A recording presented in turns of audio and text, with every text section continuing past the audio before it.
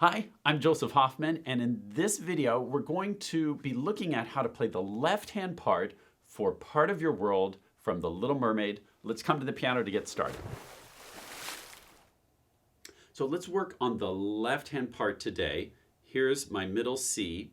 On your piano, find your left-hand finger 1 on your middle C, and finger 2 is going to be on this B flat. You'll notice that's the very first note we need. And it's a whole note, so we'll be counting 4 beats on each note. That's how many beats a whole note gets. So we'll go 1, 2, 3, 4, and then in the next measure, you'll notice the chord is a B flat and a middle C. You play both at the same time and hold for 4 beats. Try that on your piano.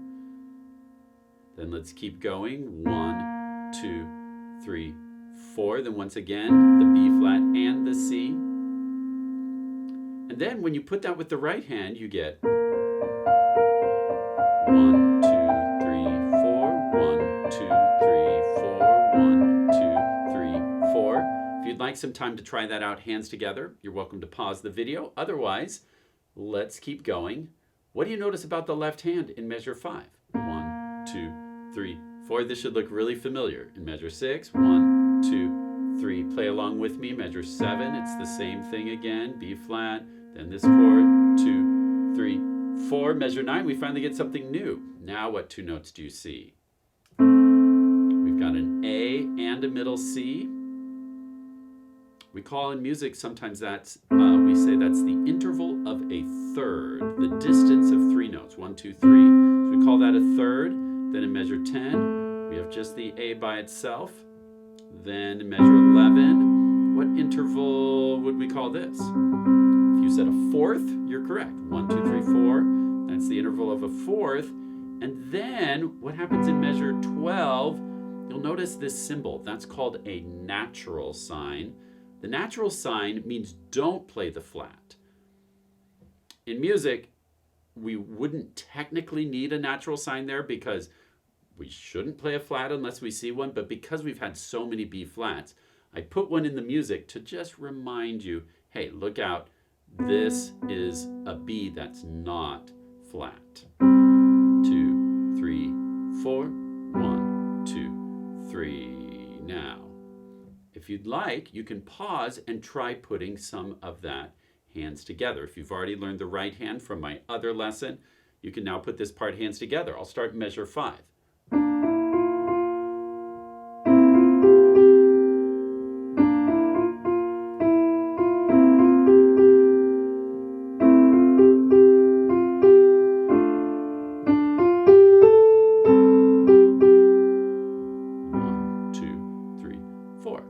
Pause if you'd like some time to work on that. Otherwise, let's look at this next section. You'll notice the left hand does the same thing as before. Here's measure 13. 1, 2, 3, 4. 1, 2, 3, 4. 1, 2, 3, 4.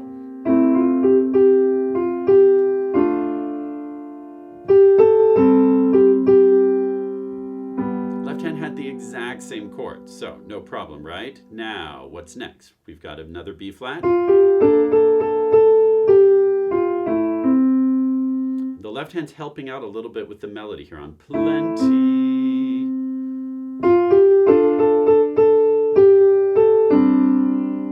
Now here, notice something. In measure 23, our left hand was in this position. And then, starting in measure 23, it asks for a finger 1 on D, which is a note above C. So our thumb's going to have to shift up. I would just recommend you shift your entire hand up, because when you get, I've got who's it's and what's it's on galore, you're going to need this chord right here, a fourth from G to C, going to a third, 5 and 3 on G and B natural. I've got who's it's and what's it's galore. All right, and then on you one thingamabobs, left hand finger 3. Now it's flat again. That's why we need naturals sometimes. Here's the B natural. Here's the B flat for thingamabobs. I've got 20. again, the left hand's helping a little bit with the melody there on 20, but who cares? And on cares, your left hand plays a D while the right hand plays F and A. No, left hand plays D for no, then the right hand plays F for big, and then on deal, left hand's gonna play a C. Let's just focus on the left hand for a little bit. Here's the word deal, then it steps down to B natural for 2 beats. Since it's a half notes get 2 beats. Then finger 1 is back up to D for 2 beats, steps down to C for 2 beats. Then this chord B flat and D played together with fingers 1 and 3. Then, even though you don't see the flat sign, remember a flat lives the full measure. So this B is still also flat, played together with the middle C. And then our fingers have to shift again back to our original position, 1 and 3 on C and A. And that will help your hand be ready for the notes that are coming. You're like, well, why don't I just play like this? Because that's where my hand was. Sometimes in music, if you see a finger number in the music, that's a good clue. You want to follow those finger numbers because it will help your hand be in the right position for some notes that may be coming later. So let's look at this hands together. Back to But Who Cares? But who cares? No big deal. I want more. 1, 2, 1, 2. And be sure to hold each of those chords for 2 beats. And then I wanna be. Let's keep going with the left hand. We hold this chord for 4 beats. And then people are, notice P of people is a chord, and then it just goes to C by itself. People are, remember that curved line means to tie those 2 notes together. We talked about that in my last lesson. You only play the first note and then you hold it down for the value of both notes put together. People are, hold it out. I wanna see, on I we play a chord, B flat and C together, but then on the next 3 notes in a row, it's just C by itself. I wanna see, then the right hand plays wanna, left hand plays C, then the right hand takes over, them dancing. So let's go back and listen to this section together. Back to measure 31. I wanna be where the people are. I wanna see them dancing. Pause if you want to try that section hands together. Otherwise, let's keep going to the next part. Measure 35. Left hand plays this A with finger 3, hold for 4 beats, and then what, for what do you call them? It's an A and a C.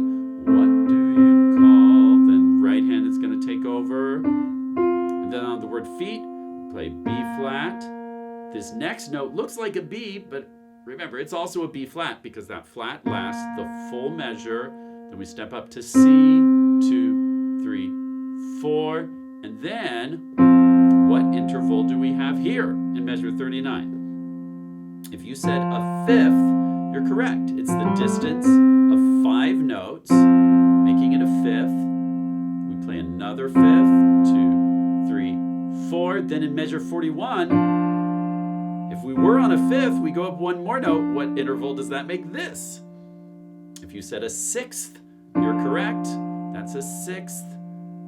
So you have to stretch your thumb up just a little bit for that one, F and D. And then on the word sun, your left hand's gonna play this chord, F and D flat.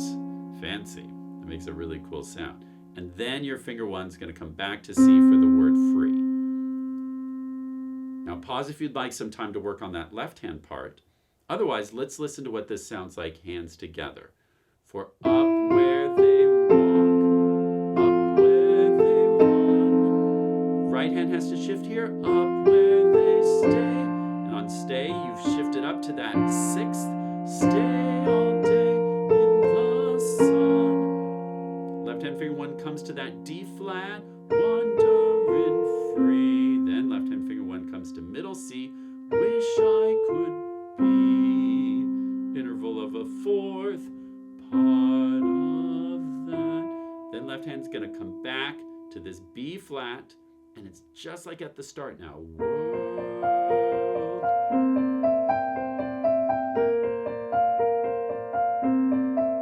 Then what chord do you see here? Can you tell me? If you said it's a fifth on F and C, you're correct. Right hand shifts up. And R-I-T dot means ritardando. Music loves to use fancy Italian words. Ritardando means gradually slow down. So in this second to last measure, we're going to slow down, and then those lines getting closer and closer together, that means decrescendo, which means gradually get softer. So ritardando, slow down, decrescendo, get softer, and then we roll that chord. PP means pianissimo. So that double P there means very soft. So here's the last two measures. We're going to slow down, get super soft, like a beautiful sunset over the ocean, as Ariel dreams of someday being with the humans. Okay, let's hear the whole thing from the start, so you can hear what it's going to be like once you put it all together. And then I'll leave it up to you to practice and have lots of fun with Part of Your World.